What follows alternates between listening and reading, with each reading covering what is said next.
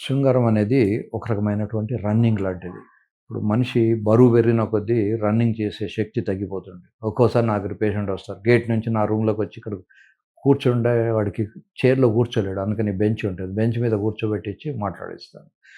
"బరువు ఎంత బాబు" అంటే 135 కేజీ. పేరు అంటే ఒక 5 నిమిషాల తర్వాత దమ్ము తీసిన తర్వాత వాడికి పేరు చెప్పడానికి ఆ గేట్ నుంచి నా రూమ్‌కొచ్చేసరికి ఒక 2 మీటర్లో, 3 మీటర్లో ఉంటుంది.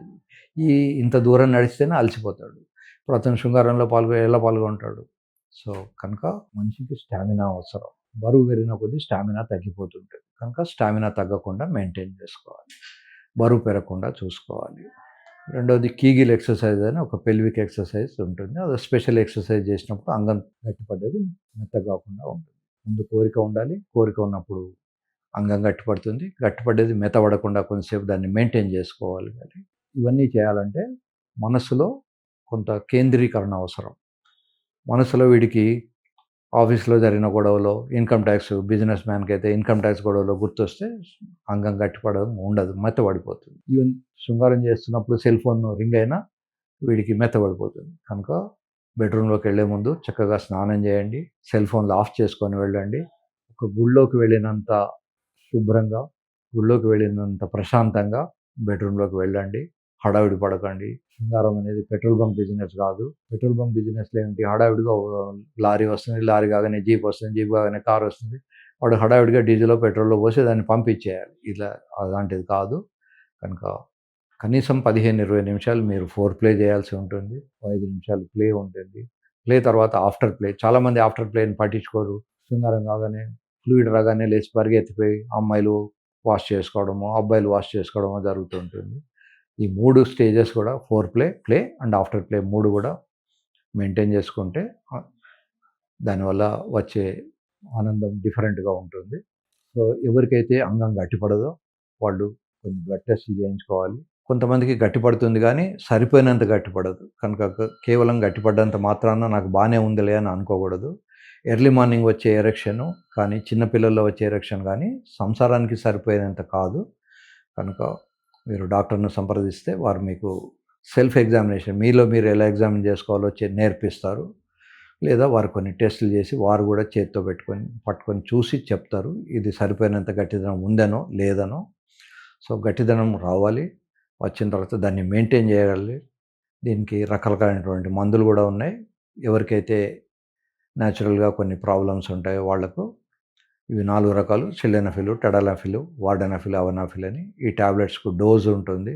ఎంత ఏసుకోవాలనేది, ఏ మందు మీకు సరిపోతుందనేది మీ డాక్టర్‌ని సంప్రదించకుండా మెడికల్ షాప్‌లో వెళ్ళి సెల్ఫ్ మెడికేషన్ చేసుకోకండి. డాక్టర్‌ని అవాయిడ్ చేయకండి. డాక్టర్‌తో డిస్కస్ చేయండి.